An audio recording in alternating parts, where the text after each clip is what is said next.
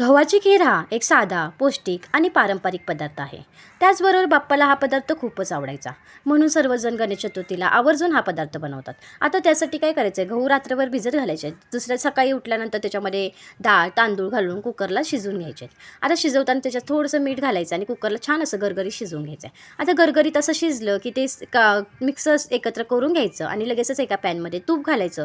तुपामध्ये ड्रायफ्रूट तळून घ्यायचे आपल्या आवडीनुसार आणि ड्रायफ्रूट तळून ते साईडला काढून घ्यायचे आणि लगेचच त्या तुपाच्या पॅनमध्ये आपण शिजवलेले गहू घालून घ्यायचे आणि त्याचबरोबर मग आपण त्याच्यामध्ये आवश्यक असेल तर पाणी ओतून घ्यायचं आहे.